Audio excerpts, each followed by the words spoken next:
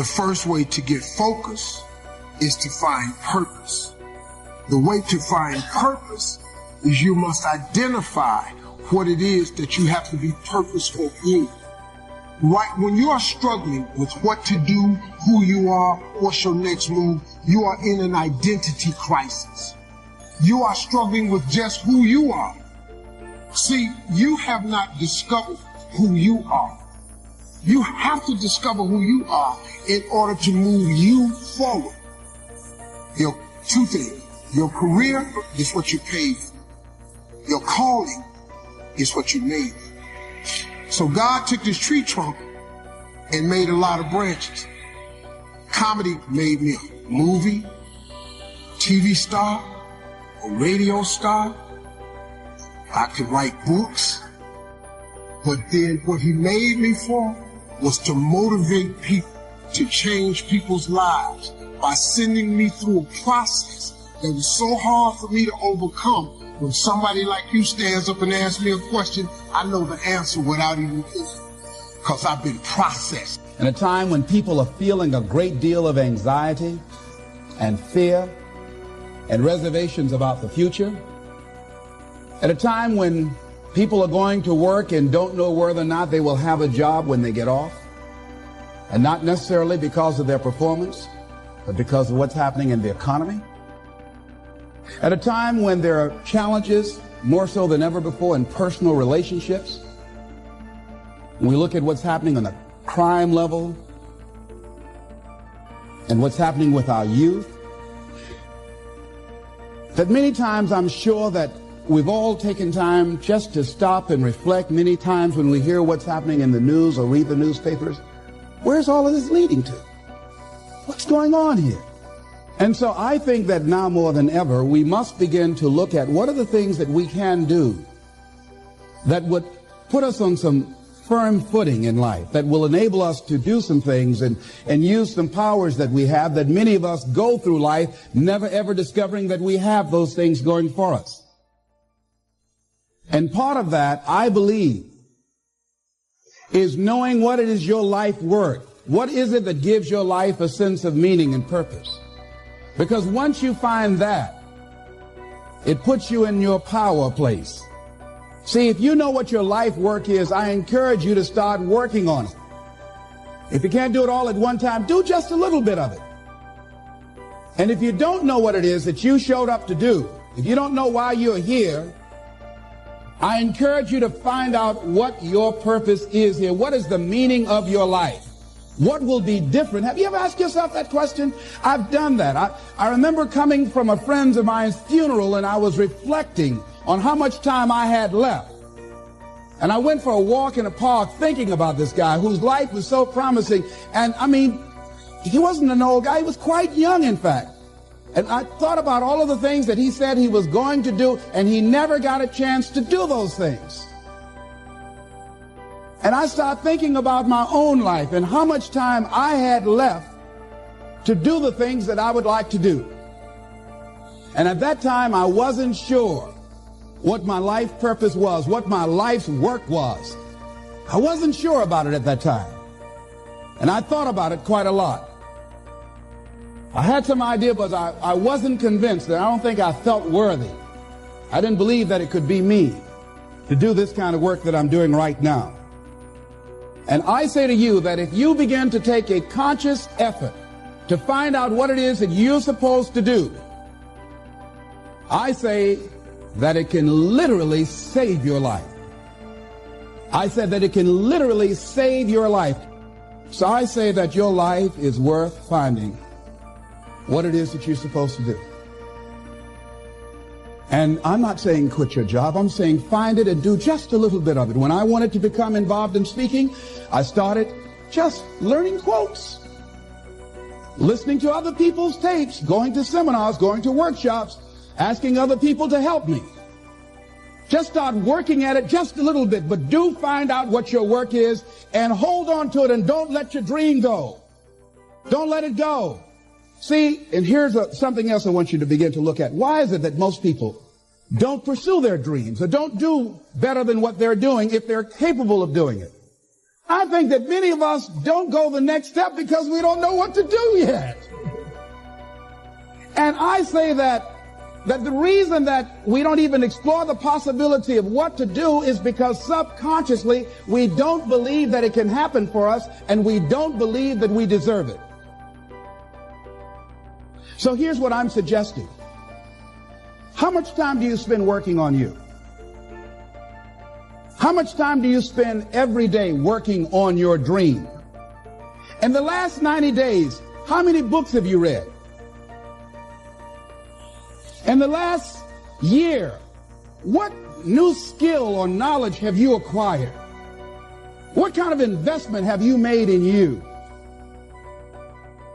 So I'm saying that as you begin to look at where you want to go, if you want to make it today, and things are changing so fast you have to literally run to stand still, I'm saying that you've got to make some conscious effort to begin to work to develop you. Hey, it's Tony again. Listen, I just want to follow up and make sure you keep that momentum going in your life. And one thing that I thought might be helpful to you is when people come to the seminar, they're excited because they know it's coming. You know, or they might be a little concerned as well, but it kind of gets you in state because you know there's something coming in the future and you're moving towards it. You start to anticipate it. And what I try to explain to people is that everybody in the world has goals, whether they know it or not. Some people's goals are to get through the lousy day. You know, some people's goals is to change the world. Some people's goals or dreams are to lose some weight. Some people want to make money. Ultimately, you know, people's goals you would think would be to have a life that was meaningful, that where you felt alive and passionate and excited and where your life mattered and you're able to touch other people. But if you don't consciously select your goals, then you can find yourself falling into the trap of making a living instead of designing a life. And that's the majority of people in the world today. The people that are lucky enough to have a job. The people that don't, they're just trying to get through the day. And so my suggestion to you is to keep the momentum going. If you haven't already done it, if you remember we talked on the third day about this idea of these three pillars of lasting change or lasting improvement, three pillars of success. We said the first key was get focused. Get clear about what you really want. You know, what do you really want? Why do you want it? Make it so compelling that inside you're so excited to move forward. And I want to remind you that because there's an area of your life that probably you're doing really well in. And we talked on the third day of the UPW seminar, we talked about this idea there's an area you kind of suck in, an area that you're not happy with and you really want to change. And you might have found yourself getting home and then dealing with all the demands of your daily life and getting overwhelmed. And so what I want to say to you is don't let that story that I got to do that later drip in. Pick one area of your life, either an area you're strong in, you want to take it to another level, take it higher, better, deeper, richer, more alive, more fun, more joyous, whatever it is, stronger. Or take an area that you haven't doing well and decide, over the next 90 days, I'm going to make major progress in this area of my life. 90 days, and set a 90-day goal of something that's going to excite you in that area. 90 days that you're going to make this thing happen. Because your goals affect you, whatever they are. And if you don't set a conscious goal, you're going to be affected by the room around you. It's got to be a goal that moves you. It's got to be something that'll get you going. So what's an area of your life that you want to take to the next level? What's an area of your life you want to master, not dabble in? Because, you know, people say, oh, I want this, I want to make a lot more money, or I want to start a business, or I want to lose weight, or I want to have a great relationship. But then they dabble. They try something a time or two, and if it doesn't work out well, they quit. And you look at the people that are most successful on the face of the earth, they're the people that, you know, got turned down by, 102 banks, Walt Disney, right?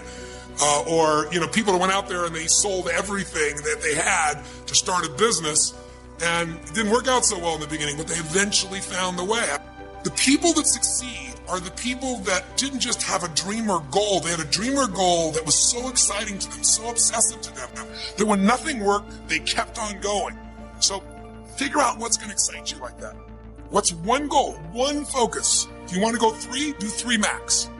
What's 1, 2, or 3 things that you're going to accomplish in the next 90 days that are going to excite the hell out of you? And then number 2, go get the best tools.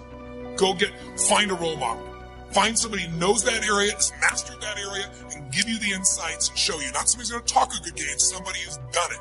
I don't care if it's investing in real estate, then go find the person who's the best in that stuff. If it's changing your body, you got to go do those things that absolutely work. Not some local person who's going to pump you up. Somebody's the best at what they do. And get a plan from them. You don't want to settle for what everybody else does. Look for those people that know the 2 millimeters that nobody else knows. They have the insight. They can save you decades in a few days. because they know how to get you from where you want to go. But you got to bring first the goal, the desire, and then you got to go get that expert. And maybe you'll do it through books or tapes or audios or a seminar or an event or a mentor or somebody that you know. But that's the second step. And the third step is, if you find yourself not following through, remember it's because you have some inner conflict. Like, you say, gosh, I really want to work out. But I work 16 hours, 12-hour days. I come home, and I need to be with my kids. I want to be with my kids. I got to work out and be with my kids. No, you don't. You just need a better strategy and get rid of the conflict. Maybe your strategy is from now on, 4 days a week, you get that stroller, and you go for the run with your kids, right? How powerful would it be to imprint your children that every day the bonding time with their parent is this thing called movement and exercise? And you're really getting the workout, you're really truly being with your kids, you're having a great time, you're outdoors, you're feeling alive, and you're not to pick one or the other. Don't buy the story that you can't do something because you don't have the time. It's a lie. You just need to get more strategic. You need to get a little smarter. You got to be a little more playful. Got to be a little more fun. And if you do something like this, it doesn't just affect you. When you come back and you're in such a great physical state. I don't think you determine what your purpose is. I think you discover what your purpose is. There's a difference. Determining indicates deciding. And I don't think you decide. I think if you go about it the right way, you discover it. Like there's some people that should be painting all day. They're great artists. I think Michelangelo was obviously a great artist, a great sculptor. I mean, that was his purpose in his life. Well, I believe my purpose is doing what I'm doing. Your purpose is why you get out of bed in the morning. Do you know why you get up? Well, most people say, well, it's to go to work. Well, that'd be a good reason to stay in bed. You say, well, everybody's doing it. That'd be another reason to stay in bed. If you're ever doing what everybody's doing, you're probably going in the wrong direction. Your purpose is your reason for living. What you want to do is sit down and maybe take a pen and a pad and then ask yourself, what do I really love doing? Now, you may have to spend a while at this. You might get up an hour early every morning and go sit under a tree somewhere if you're in a nice climate, or pick a favorite chair, someplace where you're not going to be disturbed, and totally relax and say, if I could spend my life doing something, what do I really love doing? Now, since you don't ask yourself that question every day, it might take a while for the answer to come to the surface, but it comes to your consciousness. And it may take a while. You may have to do this every morning for 3 months. But it would be well invested, the time. People ask, Brendan, how do I find my life's purpose?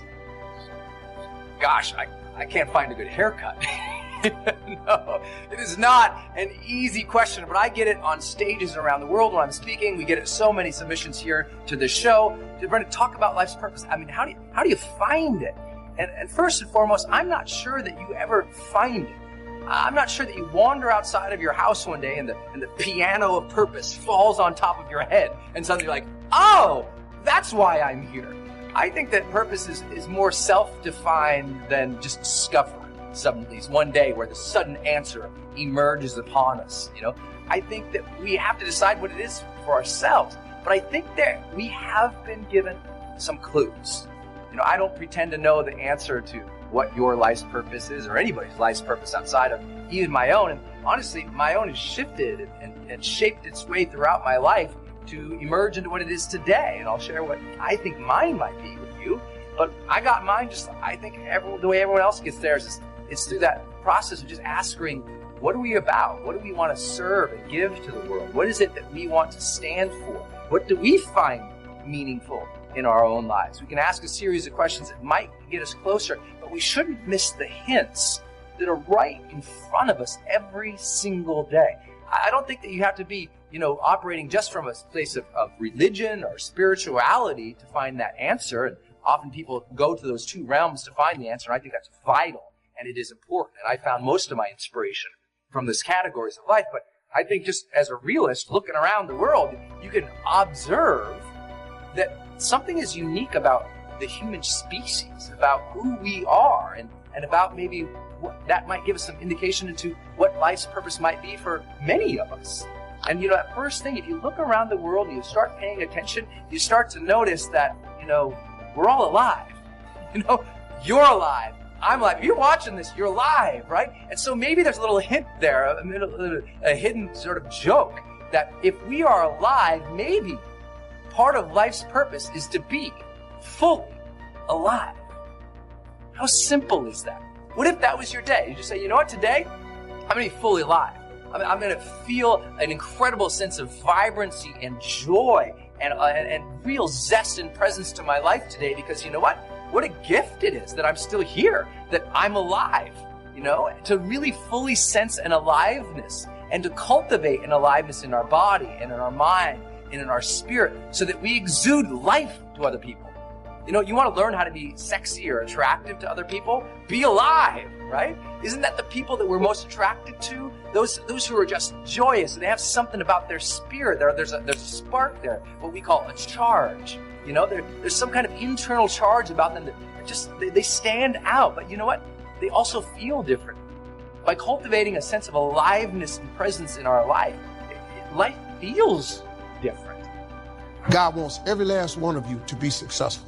Every one of you. We have to make decisions along the way to get it. But you can do it. You just got to quit tripping. Quit asking God for little bitty stuff. You ever thought about asking God for something big? Why are you wasting his time? Oh, God, help me make my rent. What? Why don't you ask God for a mortgage? If he gonna give you the money for a place to stay, if you keep asking for rent, he keeps giving you the rent. If you ask for a mortgage, he'll give you the mortgage. That's how it works, man. Rich people ain't that smart. I'm telling you. They just know some of the principles of success. You just got to learn them. That's all it is, man. You just have to get there. It ain't that, it's hard, but it's for everybody. The problem with success, the average person doesn't think it's for them. That's the only thing that's stopping you from. And think about it. Most people in North America, around the world, the Western world, are they truly fit, strong, and healthy? Do they truly have a relationship that's totally passionate? Do they love their work? Are they economically free? The vast majority, you and I both know the answer is no. If you want to be like most people, then what you got to do is figure out how to survive. If you want to lead, you got to thrive. The quality of your life has nothing to do with how much money you have, how many beautiful children you have, how many people love you. The quality of your life is where you live emotionally. If you got $1 billion and every single day of your life, all you're focused on is what you're worried about, your life is worry. Or what you're angry about, your life is anger. You see, what you and I focus on massively affects how we feel, whether we're thriving or surviving. If you focus on what you can't control, if you focus on the past, if you focus on what's missing from your life constantly, that pattern of focus will make you frustrated, overwhelmed, depressed. It won't even matter if you're, taking antidepressants. If you keep focusing on what you can't control, what's missing from your life, you're going to feel depressed still. You can take as many antidepressants as you want. Focus equals power. If you want to thrive, you got to focus on what you can control. You got to focus on the difference you can make. You got to focus on what's already in your life that you're grateful for. Decide to develop the habit right now, the habit of focusing on what's right in your world instead of what's wrong. The habit of focusing on what you do have instead of what you don't have in a situation. And as basic as that is, and as well as you know it, you've got to make it a habit. Because those habits form the chain of your ultimate character, of who you become and how you end up living your life. We've got to condition ourselves, because if we don't, we'll go back to the automatic state that most people live in today's society. Here's the next one. Exercise your willpower to change direction. You don't have to keep doing what you've done the last 6 years if it's not yielding you the benefits you want.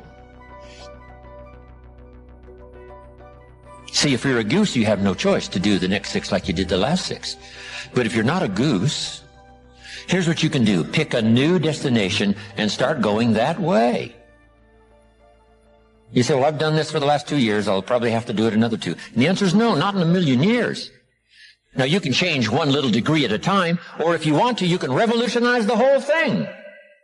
Who says you couldn't revolutionize the whole thing in a week's time and start a brand new direction that will most assuredly help you arrive in a brand new place a year from now, 3 years from now? Any year you choose, you can make incredible changes in your life. You're not a tree, you don't have to stay. You're not a goose, you don't have to fly south. I'm telling you, anytime you want to, you can say, I'm going to change my attitude, I'm going to change my income, I'm going to change my abilities, I'm going to do more than I've ever done before. Take on that as your God-given right as a human being to change your life to whatever degree you want it to change. Nothing changes your life like decision. I mean real decision now. Not where people are, well, I'll try, or I kind of decided I want to give this a shot. The word decision comes from incision in Latin, to cut off from. And when you make a decision, you cut off from any possibility except the thing you've committed to. As I always tell people, if you want to take the island, burn the boats. I mean, if you make a real decision, every bit of you is committed to something, it's amazing how life will move for the force of nature, the human being, man or woman, that says, this is how it will be. I don't know how I'm going to get it done, but I know this is what I'm going to do. I know why I'm going to do it. As Martin Luther King has said, any man who hasn't figured out what he's willing to die for isn't fit to live. If you can find something you're so excited about, if you can find something that will drive you with that certainty, and you add to that decisiveness, you can change anything. You don't like your job, change it. Oh, but there's no jobs out there. Oh, right? Change it, start the job. Change who you are in the job where you are, and enjoy yourself.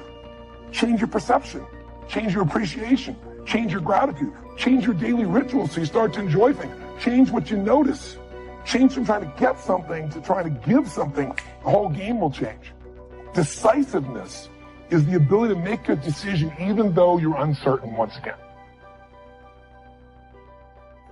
The only thing that changes our life long term is when we raise our standards. What does that mean? That sounds so boring and dumb. It means that all of us in life have things we want. We don't get what we want. We get what we have to have. Remember I said earlier, we all get what we tolerate in ourselves and other people. But when you're no longer willing to tolerate something, that's when your life changes. The difference in people is their standards, period. 3 decisions we make. We don't usually make them consciously. I mean, they're more like unconscious for most people, which is why the results they get are so poor. But the first question is, decision you got to make is, what am I going to focus on? So right now, there are millions of things you could focus on. You can focus on the past, the present, the future, what's going on in your body, touching your clothes against your skin, against your body. There's a million things you can focus on, but our brain can only handle about, somewhere between 3 and 7 at a time. It's our capacity to consciously organize and chunk. And so whatever you focus on, you feel. So if if you're saying, oh my God, the world's over, we're never going to be able to be back to normal again, we're never going to have a relationship with another human, we're going to avoid each other at all costs. Well, if you picture that, you imagine it, you're going to feel it as if it's real. If you think somebody has screwed you over, you're going to be angry, even if it's not true. I don't know how many of your viewers have ever done this, but you got really mad. Someone told you something and you got mad because you felt hurt, and you confront this person and it never even happened. Right? It's just what happens in our heads. We feel what we focus on, and most of us don't control our focus. Take charge of your life. Take charge of your time. Take charge of your resources, which we're going to talk about next. Take charge of your health. You're the one that's responsible for it. It's not a requirement of society that you not have a heart attack to take care of your family. That's not a requirement of society, but you must make it a requirement of yourself. Society doesn't require that you build a financial wall around your family nothing can get through. That's not a requirement of society. It's a requirement you impose on yourself to build a financial wall around your family nothing can get through. Ask for wisdom to deal with the challenges of today and tomorrow, to deal with the challenges your family brings you. Don't wish it was easier, wish you were better. Use your willpower to start the process. Just willpower to change a little or change a lot. Anybody can change. You don't have to repeat last year. Clean up the errors. Invest it now in the next year. Watch it make the difference. So one thing that leaders do is they focus on the things they want. They focus on what they can control. They focus on what they have. They have a combination of gratitude, strength, and commitment. They really unleash the second element. They have a vision. They have something that they're after, something they want to create, something they want to contribute, something they want to give, something they want to make happen. And that's when you become a creator again instead of a manager of life. And it's easy to lose that sense of vision in your life through disappointments. Hey, we've all had them. You get all excited about something and then, life seems to crush it. Somebody betrays you. You betray yourself. You don't follow through, and then you don't trust yourself at the same level. What makes somebody a leader is they build this certainty, and not only with focus, not only do they get a vision for what they want, but they bring that certainty in their body. Don't become a victim of yourself. It's possible to become a victim of tragedy. It's possible to become a victim of gossip. It's possible to become a victim of the things that happen out there. But here's the most important thing. Don't become a victim of yourself. Forget the thief in the alley that's after your purse. What about the thief in your mind that's after your promise? The thief in your mind that says you're too short. The thief in your mind that says you're too tall. The thief in your mind that says, well, yes, it'll happen to people out in California, but it can't happen way over here on this side of the world. I'm asking you to conquer that thief even though you find him in your own consciousness. I want to reassure you that you can do it. I want you to reassure you that you can make the decision. I want to reassure you that no matter what the night, no matter what the storm, no matter what the difficulty, there isn't anybody here that can't figure it out. Find some things to do, step at a time, yes. Minute at a time, yes. Day at a time, yes. Week at a time, yes. But there isn't anything you can't walk away from. There isn't any challenge you can't overcome. I want you to have that kind of belief in yourself. Some decisions are major decisions. And also there are a lot of small decisions that we don't make, that they tax our minds, they drain our energy. They create a lot of anxiety and nervousness and mental torment because we don't take care of it. We decide not to decide, which is a decision. Deciding to decide, to act, is a major, major challenge for all of us at different points in different areas of our lives. And there are things that happen to us along the way, experiences that we have that prevent us from working through the mental block of acting, of doing those things that we know we ought to do. What is there that you know you need to do, that you want to do this, but for some reason or another, you've been holding back?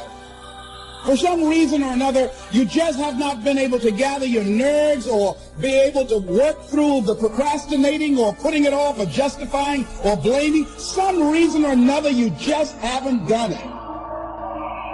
And you know you ought to do this. You really want to do this, but you don't know why you haven't done it. Because in order to begin to reinvent your life, you've got to make a conscious, deliberate, determined effort. But you really got to put all of yourself into it.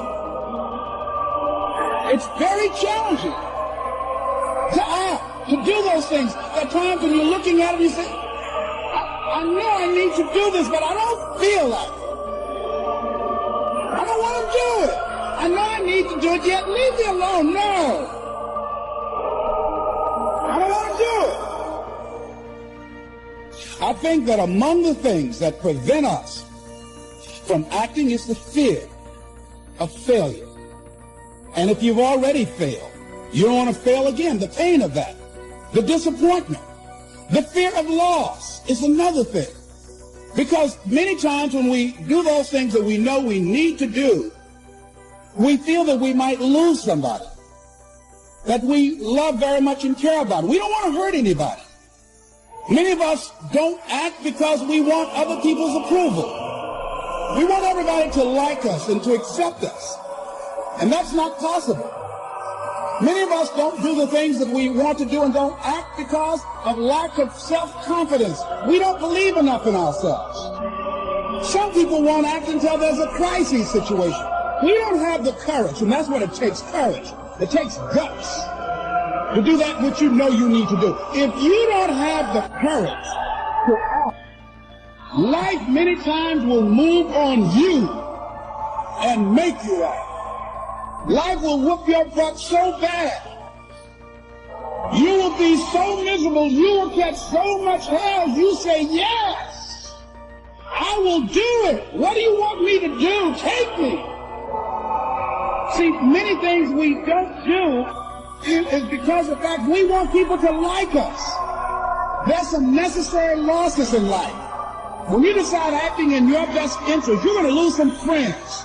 Everybody's not going to approve of you. There's some people that won't like you. Who do you think you are? You're arrogant. What do you think you can do? You think you can get away with that? You're selfish. Ask yourself, what's blocking you? What's preventing you from acting? Why don't you have the courage to handle that? Why won't you face that? What are you running away from? What kind of avoidance behavior are you engaged in?